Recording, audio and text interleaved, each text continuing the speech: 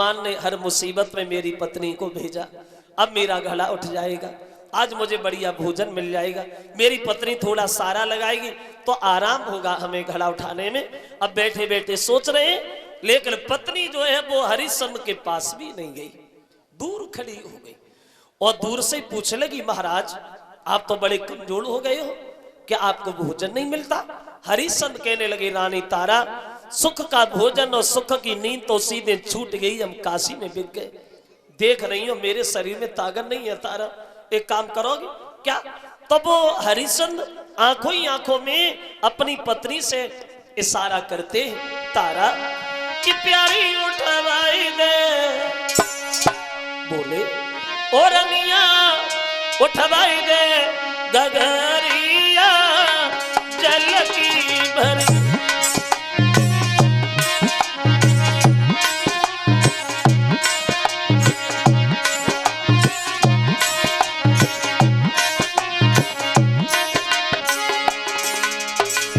बोले दिन 26 हो गए मेरी प्यारी, मिलो नगल से पानी।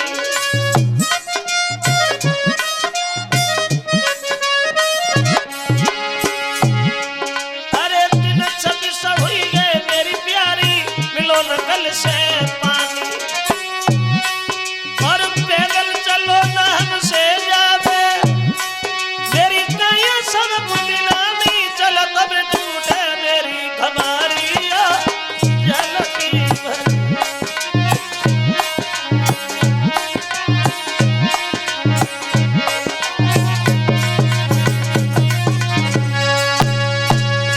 थोड़ा सहारा लगा दो तारा, जो ये हमारा घड़ा उठ जाए, तुम्हारा एहसान होगा, हमारा काम हो जाएगा, थोड़ा सहारा लगा दो जो घड़ा उठ जाए तारा। तारा ने सुना तो तारा पीछे हट गई, बोले उठवा दूं, अरे उठवा दूं महाराज, हम तो तुम्हारे घड़ा को छुएंगे भी नहीं। मतलब अगर मैंने आपका घड़ा छुआ तो मेरा धर्म नष्ट होगा, ये काम मैं नहीं कर पाऊंगी क्या? हाँ। तो हरिश्चंद्र कहने लगी, तारा क्या तुम हमारी पत्नी नहीं हो? क्या सुख और दुख में साथ निभाने की कसम नहीं खाई तुमने? बोले वो तो ठीक है, लेकिन मैं घड़ा नहीं उठवाऊंगी महाराज। एक उपाय बता रही, उसमें चलोगे तो ज्यादा ताकत नहीं लगेगी। मतलब पूरी बात सुन लो, मतलब सुनो। बोली कि तुम्हें देवी कहीं अंजलि बताई है, भी घुसी लेना उठाई है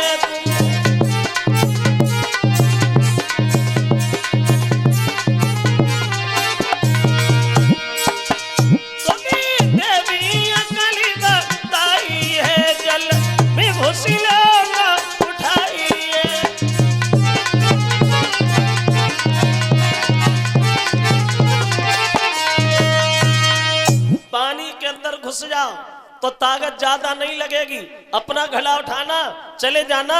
और तारा ने अपना घड़ा तो उठाया, चुपचाप नहीं करेगी, हरिश्चंद्र बैठेगी बैठी रह गई। मन में सोचने लगे, बाहरे परमात्मा, क्या ये हमारी वही पत्नी है जो एक दिन हमारे कहने से बिक गई? वो आज इसने घड़ा भी नहीं उठवाया। फिर मन में सोचा, तब हम इसके पति थे, ये मेरी पत्नी थी, मतलब तो कोई है नहीं, इसने घड़ा भी नहीं उठवाया। और ये बात भी सच है, जगत में मतलब को व्यवहार, ये 7 दिन का संसार सिर्फ 7 अक्षरों पे ही टिका है, अपना मतलब। जब तक हमारा तुमसे मतलब है तब तक पीछे पीछे घूमेंगे, और जब मतलब निकल जाए तुम अपने घर है, हम अपने घर है, हमें क्या करना है। और मतलब को हल करने के लिए आदमी क्या नहीं करता है, सब कुछ करता, दूसरे का नुकसान करता, झूठ बोलता, अगर ज्यादा बड़ा मतलब हुआ तो दूसरे की जान भी ले लेता। एक कवि ये कहता है कि सब अपने चक्कर में, किसी के चक्कर में कोई नहीं है, अपने चक्कर में चक्कर लगा रहा है। बुबा के चक्कर में है तो बुबा के चक्कर में है, कोई बीमारी के, कोई अधिकारी के, कोई रखवारी के, कोई घरवारी के, कोई मतलब सारी के चक्कर में है। यानी चक्कर में सब पड़े, बिना चक्कर का कोई नहीं। अगर कोई गांव के ज्यादा चक्कर काट रहे हो, समझ रहे हो, कब ना कब चक्कर में है। आप लोग आते हो कथा सुनने, बड़ा शांति का दान देते हो, हमारे वचनों को सुनते हो, कथा तो सुनते हो, लेकिन हो कब ना कब चक्कर में।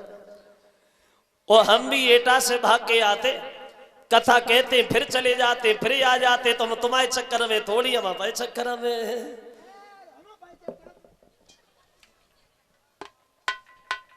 सब चक्कर अपने चक्कर में चक्कर लगा रहे हैं। एक कवि कहता है, देखो कैसा है ये चक्कर, किसी भी घर में घुस के देखो और नर नारी पड़े ही चक्कर में, वो सब एक दूजे के चक्कर में दुनियादारी है चक्कर में।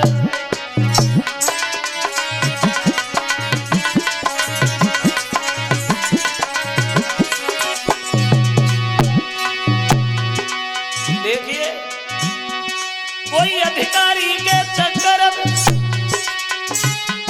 कोई अधिकारी के चक्कर में, कोई बीमारी के चक्कर में, दिन रात मुकदमा बाजी है, नर नारे पड़े हैं चक्कर में।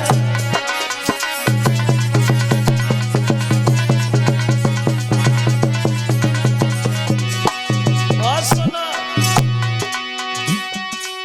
माँ बेटा से प्रेम करे, माँ बेटा से प्रेम करे, पर करे प्यार का चक्कर में। और पत्नी पति की सेवा करती पर घूमे अपने।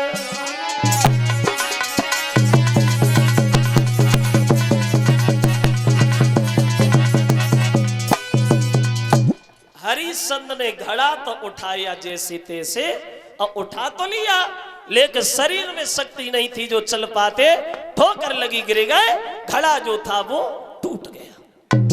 खाली हाथ हरिश्चंद्र मेहतर के सामने जाके खड़ी हो गई, और जो मेहतर ने देखा चिल्लाने लगा, आ गए सुबह से गई हवाइयों और खाली हाथ, गला किधर है? कहने लगे महाराज वो धोखा से टूट गया। ओरे घड़ा तोड़ दिया, इतना बड़ा नुकसान कर दिया तुमने, 2 पैसे का काम अच्छी तरह से नहीं कर सकते तुम, आज घड़ा के बदले में हम तुम्हें भोजन नहीं देंगे, भूखे रहोगे, और ये कोई काम नहीं होगा। ये लाठी उठाओ, शमशान में जाओ, पैरा लगाओ, और एक बात ध्यान रखना, बिना टका के मुर्दा जलना नहीं चाहिए, समझ गए? उस दिन भी भूखे रह गए, मरघट में पैरा लगाने चले गए। अब देखो इधर तो हरिश्चंद्र शमशान में पैरा लगा रहे हैं, रखवारी कर रहे हैं। अब आप इधर देखे रानी तारा रोहितास रह रहे वहां। एक दिन ब्राह्मण तारा से नाराज हो गया और कहने लगा है, तारा इधर आ, तुम्हारा लड़का इतना बेसहारा बन गया है जो 2 पैसे का काम नहीं करता, पूरे दिन बच्चों में खेलता रहता है, सुबह से दोपहर हो गया, इतना भी नहीं है जो फूल भी ले आए, पूजा भी कर ले। अरे उससे जाके कहो फूल तोड़ लाए, पूजा हो जाए। अब देखिए विधि का विधान, परमेश्वर की माया, चलाए वो रोहितास फूल तोड़ने के लिए बगीचा बहा कि मात की बातन में ले डलिया हाथन में कुमारी चलो रोहितास।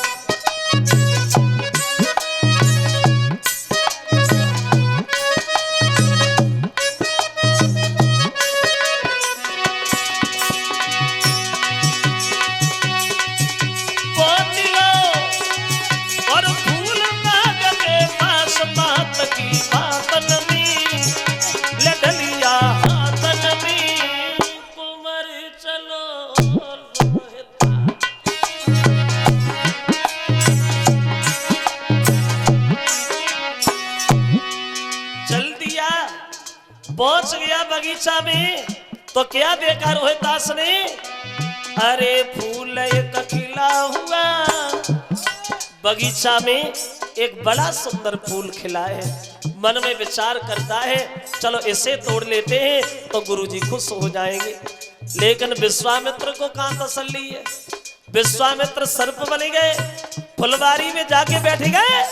उगाइए फूल एक खिला हुआ, तब सियर छुपा हुआ लागी है मन में भारी आस। पहुंच लो फूल ना डगे पास बात की बात नमी ले ढलिया हाथ नमी कुंवरी चलो।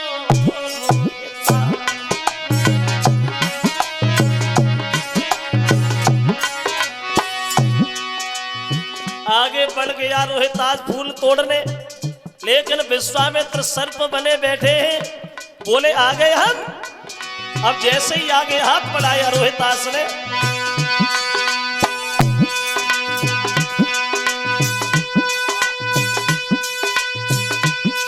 अरे फूल तोड़ने रोहित ने जब आगे हाथ बढ़ाए, सोई विश्वामित्र ने सर्प बन की बगी गली में डस खाए।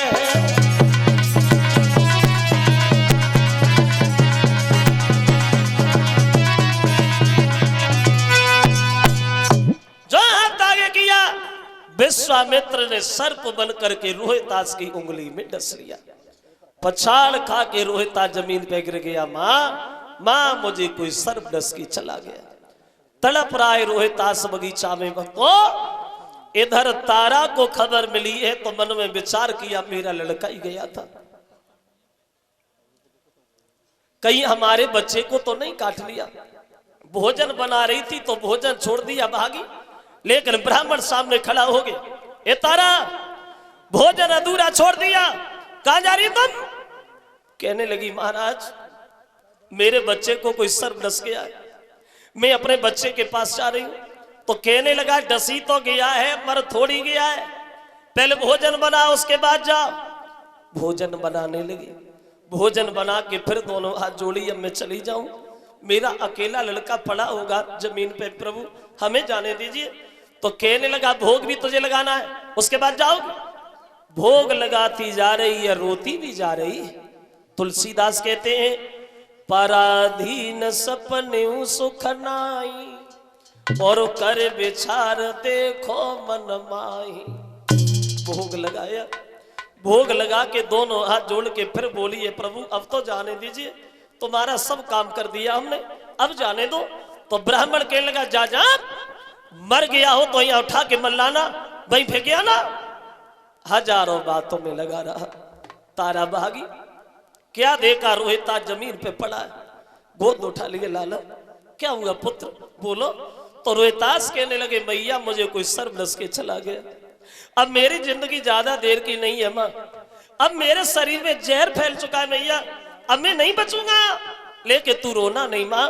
तो तारा रोने लगी, बोली बेटा मैं रो नहीं तो मैं करूं क्या, तेरे अलावा मेरा दुनिया में है कौन पुत्र। रोहितास आंखें खोलो, आंखें खोलो। तो रोहितास कहने लगा मैया नहीं नहीं नहीं मेरी बात सुन ले,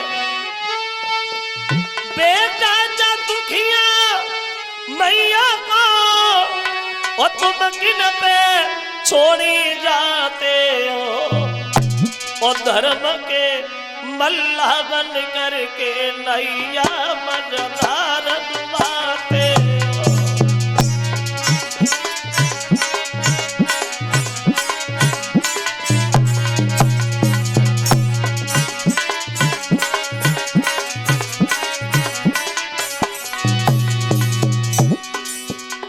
नन्हे नन्हे हाथों से रोहितास ने अपनी माँ के आंसू पोंछे, मैया रोए नहीं, अगर तू रोएगी तो मैं भी रोने लगूंगा। तो तारा रोती हुई बोली बेटा मैं करूं तो करूं क्या, पति से बिछुड़न भौलना मैंने तेरी आस लगाई है,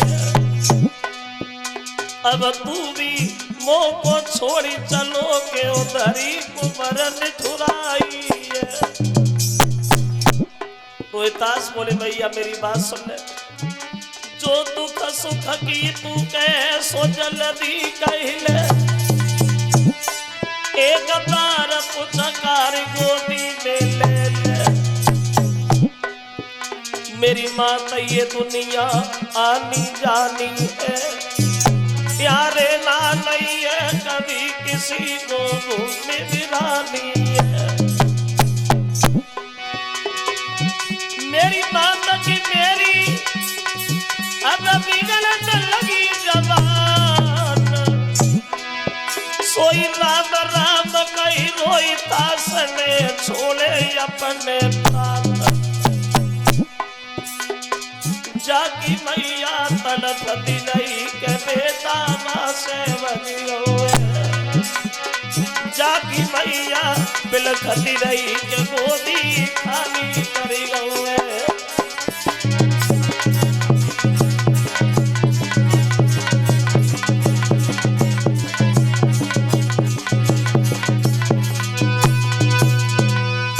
खत्म हो गया रोहितास अपनी माँ की गोदी में, और जब रोहितास खत्म हो गया पछाड़ खा के तारा गिर गई। बेटा मैं कहां जाऊं? रो रही है तारा अपने बच्चे की लाश के पास बैठ करके। श्रोताओं, तो उस मालिन ने बाकी ने समझाया, बहन रोए नहीं, और रोने के अलावा तेरे जीवन में बचाई क्या, पूरी जिंदगी पड़ी है रोने के लिए। तेरे बच्चे को सर्प ने डसा है, जितनी जल्दी हो सके उतनी जल्दी अपने बच्चे का अंतिम संस्कार करो तारा। देखो उस दुखिया माँ के पास इतना भी पैसा नहीं था जो अपने बच्चे की लाश ढकने के लिए कफन भी ले लेती। तारा रोने लगी, बेटा जब तेरा जन्म हुआ था तो मैंने लाखों की दौलत यूं ही दान में दे दी, वो आज इतना भी नहीं है जो तुझे ढकने के लिए मैं कफन भी ले लूं। अंत में मजबूर होकर के वो माँ आदि सारी भारी मात ने लला को कफन बनाओ, बोले कि कुमर की लाश अगारी को जल कदम बढ़ाओ।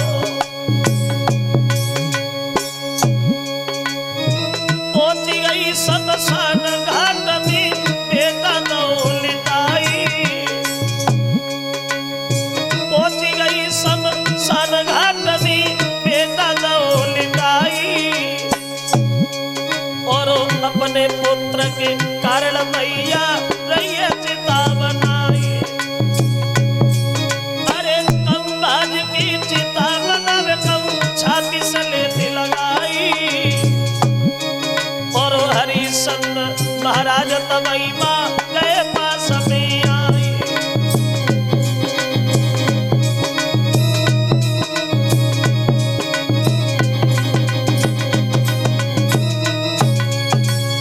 आदि सारी फारी बच्चे को ढका, पहुंच गई शमशान में, रो रही है।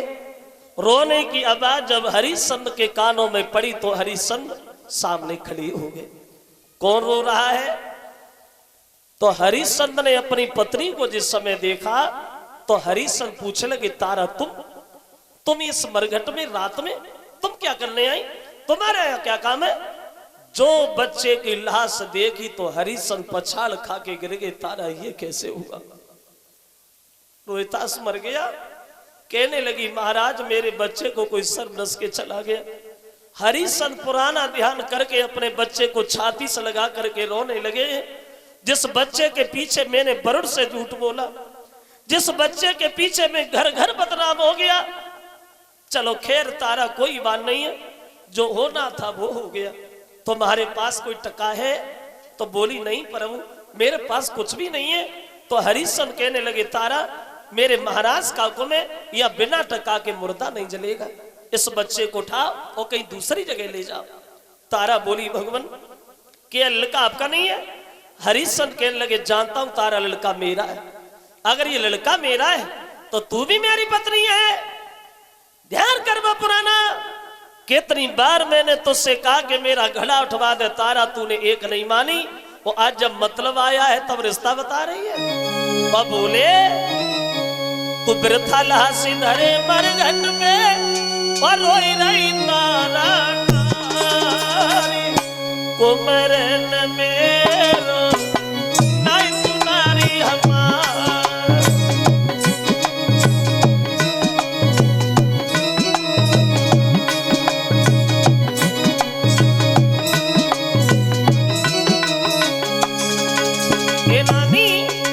मेरी बात सुना,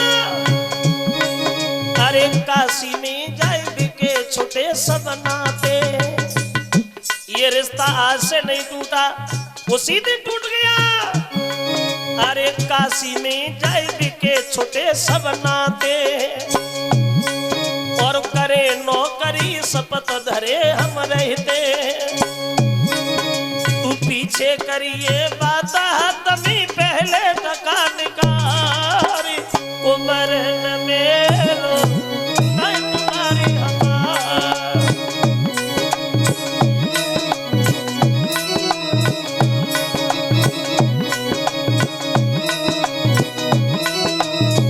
एक बात तो सुनो, अरे मुर्दा तबैया जले टका देव कर को है, क्यों कालू को है घाटन मेरे घर को है, तू टका एक पे धर्म बिगाड़े और निकल करे विचार, कुमर न मेरो नहीं तुम्हारी हमार।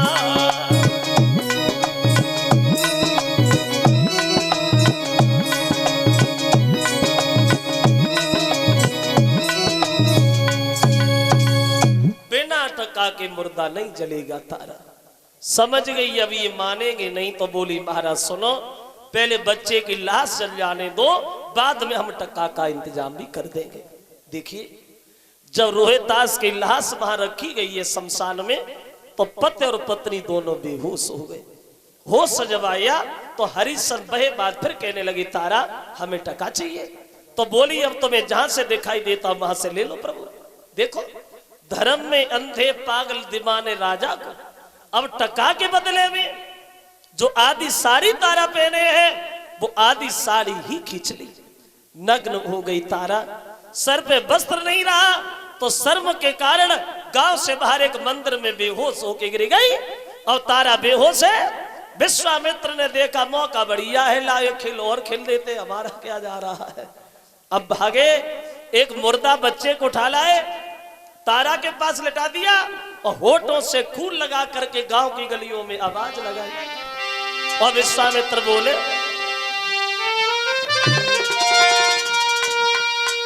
तो विश्वामित्र भले फलन और एक मुर्दा ढूंढ के लाओ, और रानी के पास अरे लिटा करके होठन से खून लगाओ।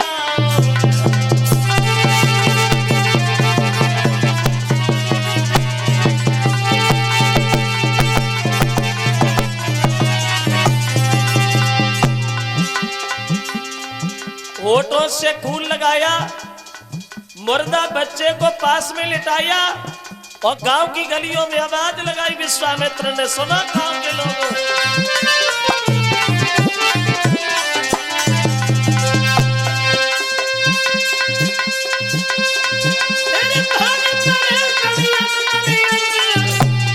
सबको ये वचन सुनाओ, एक डायनी आई गई मंदिर में मन लला को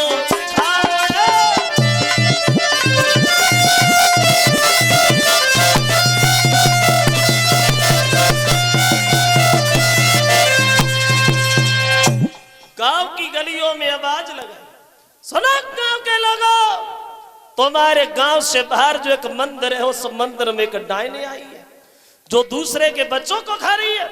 पता नहीं किसके बच्चे को मार दिया, पता नहीं किस माँ की गोदी खाली कर दी।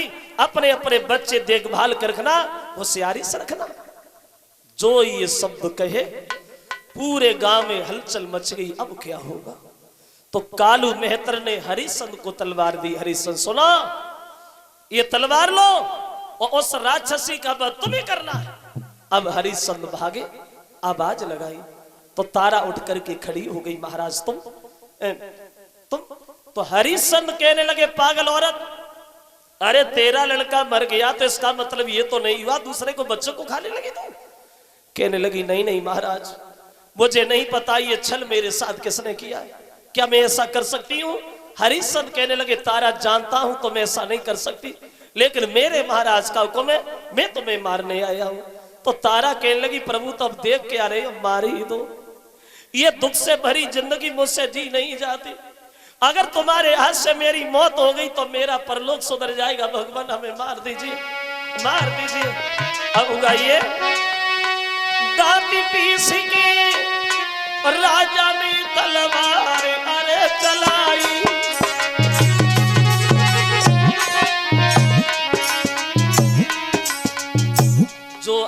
ऊपर को किया। सोई विश्वामित्र ने पीछे से के झपट की गई कलाई। जो हाथ ऊपर उठाया विश्वामित्र ने पीछे से पकड़ लिया। ठहर जाइए हरिश्चंद्र।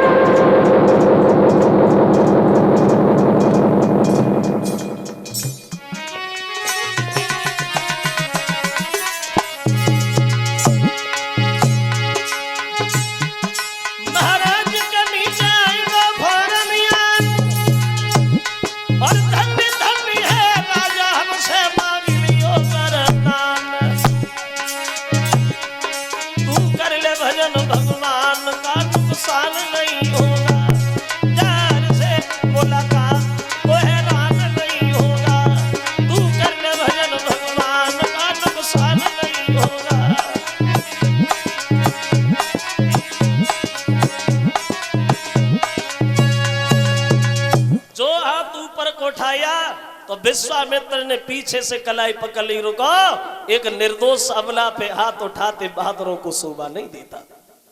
हरिश्चंद्र ने देखा, पहचान लिया तो मियां हमारा राज्य छीन के हमें बर्बाद कर दिया, इधर घूम रही हो। बोले कुछ नहीं हुआ हरिश्चंद्र, कुछ नहीं हुआ। वशिष्ठ ने छाती से लगा लिया, धन्य है मेरे लाल, मुझे पता था कि तुम मर जाओगे लेकिन धर्म को पीठ नहीं दिखाओगे। अब हरिश्चंद्र और तारा चुपचाप खड़े हैं, कुछ समझ में नहीं आ रहा है हो क्या रहा है। तो विश्वामित्र बोले महाराज सुनो, एक दिन तुम्हारे गुरुजी से हमारी बहस हो गई, इसलिए हमने तुम्हारी जांच की। तो हरिश्चंद्र बोले प्रभु जांच? अरे